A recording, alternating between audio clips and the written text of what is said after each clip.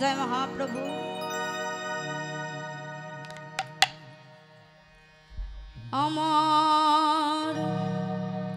আমার গৌরাঙ্গ সুন্দর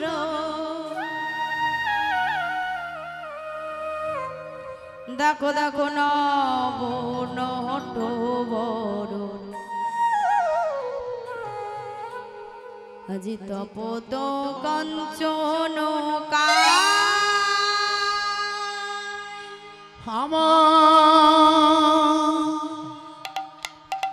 গৌরাঙ্গ সুন্দর নব নটবর তপত কাঞ্চন কায় গৌরাঙ্গ সুন্দর নব নটবর তপত কাঞ্চন দেখো গৌরাঙ্গ সুন্দর নব নটবর তপত কাঞ্চন কায় গৌরাঙ্গ সুন্দর নব নটবর তপত কাঞ্চন কায় সর্ব বিভিন্ন লুকায়েছিল স্বরূপ সর্ব বিভিন্ন লুকায়েছিল তার স্বরূপ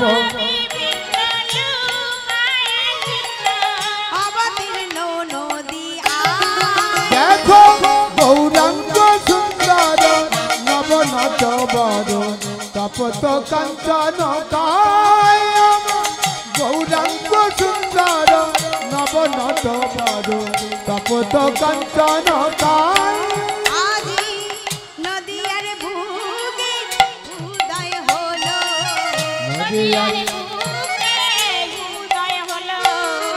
নদীর বুকে উদয় হলো উলুধ্বনির বুকে উদয় হলো কত পাপী দাপিও ধারের লাগি নদীর বুকে উদয় হলো উলুধ্বনি উলুধ্বনি উদ্ধারের লাগি নদীর বুকে উদয় হলো যত পাপী দাপিও ধারের লাগি নদীর বুকে উদয় হলো পাপে কাপে ধারের লাগি দশমনি হে নদীর বুকে উদয় হলো দশমনি হে নদীর বুকে উদয় হলো পাপী দাপিও ধারের লাগি নদীর বুকে উদয় হলো পাপী ধারের লাগে নদিয়ার বুকে উদয় হলো পাপে উদ্ধারের লাগে নদিয়ার আহা পাপে কাপে উদ্ধারের লাগে নদিয়ার গৌরাঙ্গ সুন্দর নব নটবর তপত কাঞ্চন কায় আমার গৌরাঙ্গ সুন্দর নব নটবর তপত কাঞ্চন কায়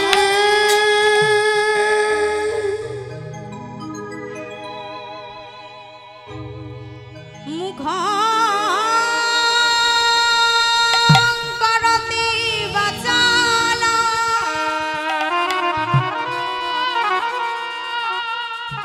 পঙ্গু লংগ্রায়তে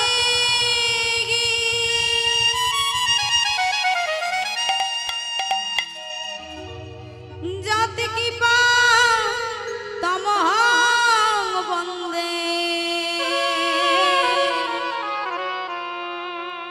হে পরমানন্দ মাধব মাধব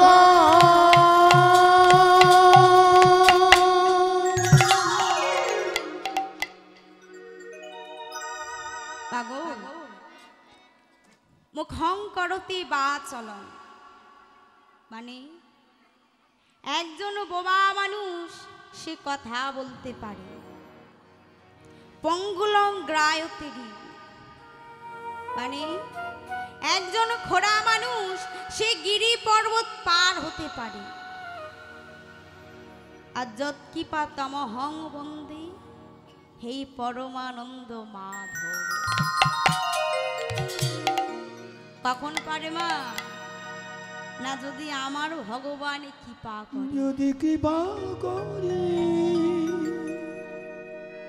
তাহলে বাবা কৃপা মানে কি? বাবা কৃপা মানে কি? আচ্ছা মা কৃপা তো এই গাছের ফল না যে ছুটে গিয়ে গাছে থেকে পেরে এনে দেব। বাবা কৃপা মানে হলো করে পাওয়া। আমার ভগবানের চরণতলে কিছু করতে হবে, তারপর কিছু পেতে হবে। আগে আমার ভগবানের চরণতলে কিছু করুন, তারপর তো পাবেন। সবার আগে আমার ভগবানের চরণে কিছু করতে হবে। কিন্তু মাগো আমরা তো এইসব কথা কেউ ভাবি না, আমরা এইসব কথা কেউ মনে করি না। আমরা ভগবানকে ভালোবাসি মা, ভগবানকে আমরা সবাই ভালোবাসি, কিন্তু মাগো আমার ওই ভগবানকে কিন্তু আমরা কেউ ভালোবাসার মতো কেউ ভালোবাসি না। সবাই ভালোবাসি কিন্তু বাসার মতো আমার ভগবানকে কেউ ভালোবাসে না। মাগো সবার আগে যে আমার ভগবানকে ভালোবাসতে হবে। আগে আমার ভগবানকে ভালোবাসুন মা, আগে আমার ভগবানকে ভালোবাসার মতো ভালোবাসুন, আমার ভগবানকে বিশ্বাস করার মতো বিশ্বাস করুন। আপনি একবার আমার ভগবানকে ভালোবাসার মতো ভালোবাসুন, বিশ্বাস করার মতো বিশ্বাস করুন, দেখবেন মা আমার ভগবান কিন্তু আপদে বিপদে সব সময় তোমাদের পাশে পাশে থাকে। সবার আগে ভগবানকে ভালোবাসতে হয়, তা না হলে কিছু হবে না। ভগবানকে ভালোবাসলে ভগবান সব সময় আমাদের সাথে সাথে থাকবে, সব সময় সাথে সাথে থাকবে মা। আচ্ছা মা বলুন তো আমার ভগবান কাদের পাশে ছিলেন? কাদের পাশে ছিলেন মা? ছোট্ট করে একটু বলি বাবা। জানেন মা একদিন আমার ভগবান দ্বারকায় বসে আছে, আর আমার ভগবানের চরণ তলে বসে আছে এক ভক্ত।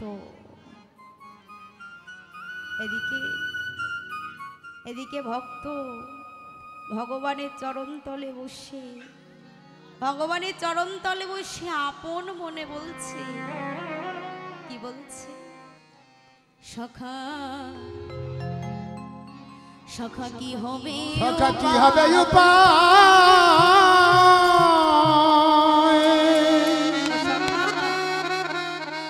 একবার বলো একবার বলো দয়াময়, সখা গো রেখো গো চরণ তলে, কি হবে উপায় বলো তলে, কি হবে উপায় বলো দয়াময়, রেখো গো চরণ তলে। সখা কি হবে উপায় বলো দয়াময়, যে কুকু চরণ চলে, সখা কেহ নাহি জান তুমি আছো তার, কেহ নাহি জান তুমি আছো তার, কেহ নাহি জান তুমি আছো তার, কেহ নাহি জান তুমি আছো তার, ভাসিব নয়ন জলে, ভাসিব নয়ন জলে। সখা কি হবে উপায় বলো দয়াময়, যে কুকু চরণ চলে, বলো কি হবে উপায় বলো দয়াময়, যে কুকু চরণ চলে।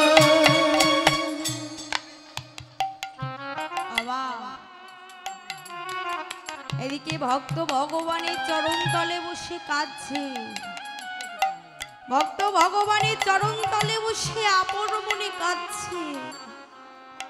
আর ভক্ত যখন কাঁদছে, আমার ভগবান হাসতে শুরু করেছে, আমার ভগবান হাসছে। আচ্ছা মা বলুন তো, ভক্ত যদি ভগবানের চরণ তলে বসে কাঁদে, আমার ভগবান কি হাসতে পারে? আমার পারে না মা। ভক্তের দুঃখের কথা শুনলে আমার ভগবান নিজেই কেঁদে ফেলে। কিন্তু বাবা, ভক্ত আজ এমন কি বলেছে যে তা শুনে আমার ভগবান হাসছে? কিন্তু আমার ভগবান কোথায় হাসে জানেন? আমার ভগবান দু জায়গায় বেশি করে হাসে। কোথায়? মাগো, কোন ভক্ত যদি ভাই ভাই জায়গা জমি নিয়ে মারপিট করে, এ ভাই বলে আমার জায়গা, ও ভাই বলে আমার জায়গা, দুজন যখন মারপিট করে মাগো, তখন আমার ভগবান হাসে আর বলে, ওরে দেখেছিস এই ছেলেগুলোর কি অবস্থা? হ্যাঁ রে, তোদের দুজনকে যদি আমি একসঙ্গে তুলে নিই, তাহলে বলতে পারিস এই জায়গা জমি কার হবে? রে, তোরা যে আমার জায়গায় বাড়ি ঘর বেঁধেছিস, আবার আমার জায়গায় নিয়ে তোরা মারপিট করছিস। বাবু, তখন আমার ভগবান হাসে। আবার কোথায় হাসে? না কোনো ডাক্তার বাবু যদি বলে, আরে তোমাদের কোনো চিন্তা নেই, তোমাদের কোনো চিন্তা করতেই হবে না, আরে আমি তো আছি, আমি তোমাদের ছেলেকে বাঁচিয়ে দেব, তোমাদের কোনো চিন্তা নেই। আগো, তখন আমার ভগবান হাসে আর বলে, ওগো ডাক্তার বাবু, ডাক্তার বাবু, আমি যদি মনে করি কি রাখবো না, তুমি শত ইঞ্জেকশন দিলেও এ কিন্তু বেঁচে থাকবে না। আর আমি যদি মনে করি কি রাখবো, তোমার ইঞ্জেকশন দিতে লাগবে না, ও এমনিতেই বেঁচে থাকবে। তাই মাগো, রাখে হরি মারে কি, আর মারে হরি রাখে কি। তাই আজ আমার ভগবানের চরণতলে বসে সেই ভক্ত আপন মনে কাঁদছে। সেই ভক্ত কাঁদছে আর বলছে, সখা সখা, ওরা তো 100 ভাই, আর আমরা মাত্র 5 ভাই। আচ্ছা সখা, আমরা কি ওদের সঙ্গে মারপিট করে পারবো সখা? বলো না, বলো সখা, আমরা কি ওদের সঙ্গে মারপিট করে পারবো? আমরা তো পারবো না সখা। ও সখা, তাই জন্য আমরা এই সব ছেড়ে তোমার চরণ তলে এসেছি সখা। তুমি এর একটা ব্যবস্থা করে দাও, দাও না সখা, তুমি এর একটা ব্যবস্থা করে দাও। তুমি ছাড়া যে আমাদের আর কেউ নেই, বলো সখা, এখন আমরা কি করব? বলো না সখা, বলো। মাগো, আমার ভগবান হাসছে আর বলছে, আরে আরে তুমিও জায়গা জমির ব্যাপার নিয়ে আমার কাছে এসেছো? আচ্ছা মা, ভক্তটা কে বলুন তো? আস্তে আস্তে। আচ্ছা বাবা, ভক্তটা কে বলুন? ভক্তটা কে? ভক্তটা হলো তৃতীয় পাণ্ডব অর্জুন। তাহলে মা 100 ভাই কারা? শুনতে পাচ্ছি না, জোরে বলুন, 100 ভাই কারা? 100 ভাই হলো দুর্যোধন, গান্ধারীর 100 ছেলে। তাহলে মা, গান্ধারীর বড় ছেলেটার নাম কি? গান্ধারীর বড় ছেলেটার নাম হলো দুর্যোধন। আর এদের 5 ভাইয়ের বড় ভাইয়ের নাম কি? ধর্মরাজ যুধিষ্ঠির। তার মা একদিন ওই দুর্যোধন ধর্মরাজ যুধিষ্ঠিরকে বলতে, শোন যুধিষ্ঠির, সূচের আগায় যতটুকু মাটি উঠবে তাও তো না পাবি না, যা এখান থেকে দূর হয়ে যা। তাই বাবা আজ অর্জুন এই কথাটা নিয়ে ভগবানের কাছে জানাতে এসেছে। তাই আমার ভগবান বলছে, অর্জুন তুমিও জায়গা জমির ব্যাপার নিয়ে আমার কাছে এসেছো, তবে শোনো অর্জুন, আমি তোমাকে একটা কথা বলি, আমি কিন্তু তোমাকে মরতে দেব না অর্জুন, আমি তোমাকে মরতে দেব না। কারণ তুমি যদি মারা যাও তাহলে আমার বোনটা যে বিধবা হয়ে যাবে, আর আমার বোন বিধবা হয়ে আমার সামনে ঘুরে বেড়াবে, তা হতে পারে না। আমি তোমাকে মরতে দেব না। আমার কে বলুন তো? ভগবানের বোন কে? মাগো, বলরামের আর কৃষ্ণের একটাই বোন ছিল, যার নাম হলো সুভদ্রা। আর ওই সুভদ্রার সঙ্গে অর্জুনের বিয়ে হয়েছিল, তাহলে মা কৃষ্ণের ভগ্নিপতি হলো অর্জুন। তাই আমার ভগবান বলছে, অর্জুন আমি কিন্তু তোমাকে মরতে দেব না, আমি তোমাকে কথা দিচ্ছি, তুমি শোনো। ওই দুর্যোধন যদি তোমার সঙ্গে যুদ্ধ করতে আসে, ওই কুরুক্ষেত্রের মাঠে আমি তোমার রথের সারথি হয়ে থাকবো।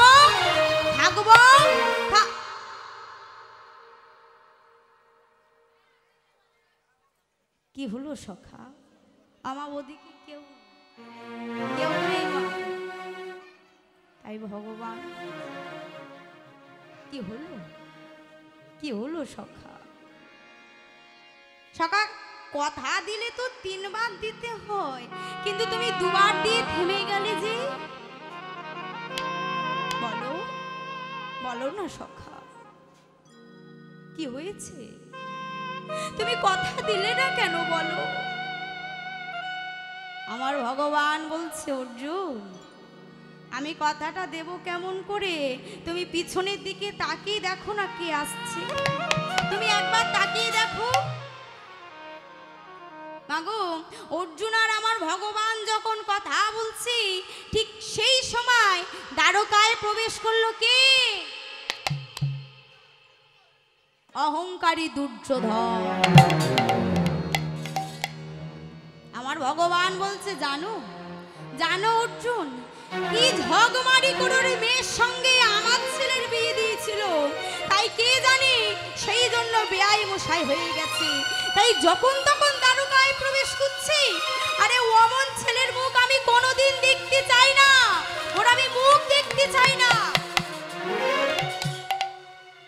আই মা, দুর্যোধন এসে পিছন থেকে ডাক দিল, আরে কই বেয়াই মশাই,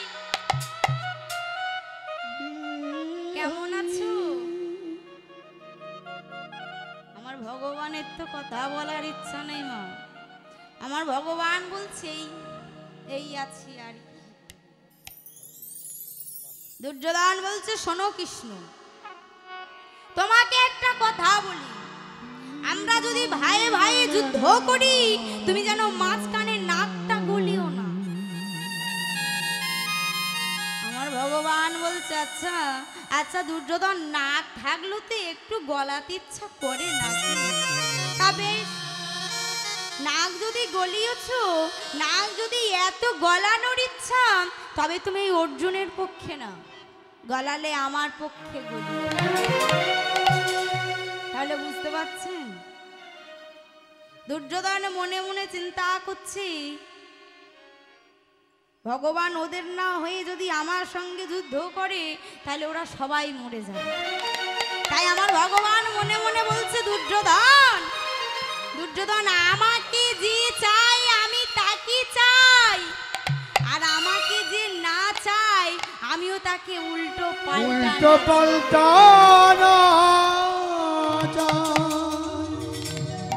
তাই বাবু, আমার ভগবান তো বিপদে পড়ে গিয়েছে না, একদিকে দুর্যোধন আর একদিকে অর্জুন।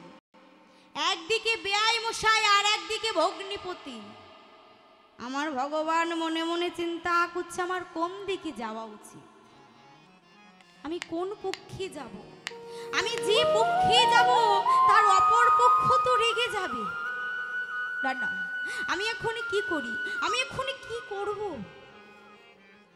তাই ভগবান নিজে নিজে চিন্তা করলো, মা না সাবে যদি না মরে লাঠিও না হয়, এইরকম একটা ব্যবস্থা করে আমার ভগবান বলছে, দুর্যোধন তোমরা তো দুজনই আমার কাছে এসেছো, কিন্তু দুর্যোধন এখন বড় রাত হয়েছে, রাতে আমি এখন ঘুমাতে যাচ্ছি, আমার খুব ঘুম পেয়েছে। তবে শোনো, আমি ঘুমাতে গেলাম, ঘুমাতেই গিয়ে আমি সকালবেলায় উঠবো, সকালবেলায় উঠে আমি যার বদন আগে দর্শন করব আমি তার পক্ষ হয়ে থাকব। তাই মাগো ভগবান এই পরামর্শটা করে চলে গেলেন। দুর্যোধন মনে মনে চিন্তা করছে, আজ আমি কৃষ্ণের ঘরে গিয়ে শয়ন করব, তাহলে ও বেটা সকালবেলায় ঘুম থেকে উঠে আমার মুখটা আগে দর্শন করবে, আর আমার মুখ যদি না দেখে মেয়ের মুখটা আমি ওখানেই ভেঙে দেব। তাই বাবা এই বলি দুর্যোধন ভগবানের ঘরে প্রবেশ করেছে। প্রবেশ করে দেখছেন আমার ভগবানের বিছানাটা খুব বড়, ভগবানের বিছানা বলে কথা, খুব বড় বিছানা। দুর্যোধন দেখছে আর চিন্তা করছে, রে না না, আমি বাবা এর পাশে শয়ন করব না। আরে আমি তো শুনেছি ছোটবেলায় এ বেটা নাকি ব্রজগোপীদের কাপড় ধরে টানাটানি করতো। আচ্ছা ছেলেটা হয়তো বড় হয়েছে, কিন্তু ছেলেটার অভ্যাসটা যদি রয়ে যায়, আর ও যদি ঘুম ভরে আমার কাপড়টা খুলে নেয়, আরে এটা তো একটা মান সম্মানের ব্যাপার। না আমি বাবা ওর পাশে শয়ন করব না, আমার তো পরবর্তীকালে হস্তিনাপুরের রাজা হতে হবে নাকি, আমি এর পাশে শয়ন করব না। তাই বাবা দুর্যোধন চারিদিকে লক্ষ্য করে দেখছে না সে কোথায় বসবে। তিনি তো রাজা মানুষ, তিনি তো আর মাটিতে বসবে না মা, সে চারিদিকে লক্ষ্য করে দেখছে না কোথায় বসা যায়। আর আমার ভগবানের মাথার দিকে ছিল একটা সোনার সিংহাসন, একটা সোনার সিংহাসন ছিল মা। দুর্যোধন কোনো কথা চিন্তা না করে একেবারে সেই সোনার সিংহাসনের উপর বসেছে। সোনার সিংহাসনের উপর বসেছে বাবা, বসে পায়ের ওপর একটা পা দিয়েছে, পায়ের ওপর পা দিয়ে পা দোলাচ্ছে। আর দুর্যোধনের পায়ের নিচের দিকে কি ছিল আমার, কি ছিল আমার ভগবানের মাথা। দুর্যোধন সিংহাসনের উপর বসে পায়ের ওপর পা দোলাচ্ছে, দুর্যোধনের পায়ের ধুলো গিয়ে আমার ভগবানের মাথায় পড়ছে। দুর্যোধন কেমন ধরনের মানুষ দেখো বাবা, যে ভগবানের চরণ পাওয়ার জন্য সে সোনার কৈলাস ছেড়ে শ্মশানে বাস করে থাকে, যে ভগবানের চরণে পাওয়ার জন্য কত ঋষি কত মুনি তপস্যা করে, যে ভগবানের চরণ পায় না। আর দুর্যোধন কি করছে, সেই ভগবানের মাথার উপর তার পায়ে ধুলো ফেলছে। এমন মানুষ দেখা যায় না বা। এই যখন দুর্যোধনের পায়ে ধুলো আমার ভগবানের মাথায় পড়ছে মা, আমার ভগবান কি করেছে, তার হাত দুটো নিয়ে মাথার উপরে তুলে দিয়েছে। কেন বলুন তো, যাতে দুর্যোধনের পায়ের ধুলোটা তার মাথার উপরে না পড়ে। কারণ আমার ভগবানের মাথাটা তো কিনে রেখেছে একজন, আমার ভগবানের মাথাটা কিন্তু একজনই কিনে রেখেছে। কে বলুন তো, কে? আমার ভগবানের মাথায় একটা ময়ূরের পুচ্ছ আছে, আছে তো মা? ভগবানের মাথায় ময়ূরের পুচ্ছ আছে, ওই ময়ূরের পুচ্ছটা কে দিয়েছিল? কে দিয়েছিল বাবা আমাকে? না, ওই ময়ূরের পুচ্ছটা রাধা রানী দিয়েছে। রাধা রানী বড় ভক্ত, তাই যখন দুর্যোধনের পায়ে ধুলো আমার ভগবানের মাথায় পড়ছে, আমার ভগবান তার হাত দুটো নিয়ে মাথার উপরে তুলে দিয়েছে, যাতে দুর্যোধনের পায়ের ধুলোটা তার মাথার উপরে না পড়ে। তাহলে দুর্যোধন কেমন ধরনের মানুষ বুঝতে পারছে।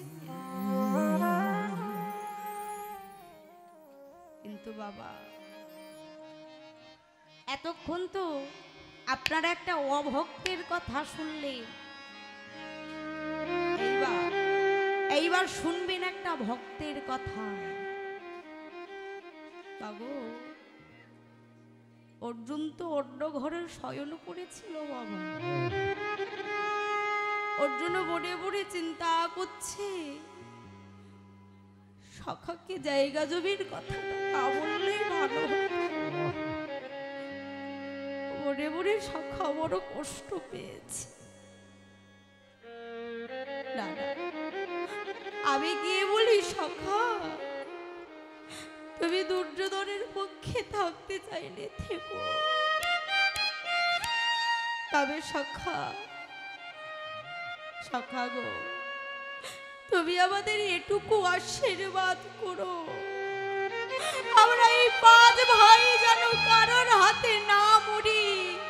আমাদের মধ্যে যদি হয়, আমরা এই 5 ভাই যেন তোমার হাতে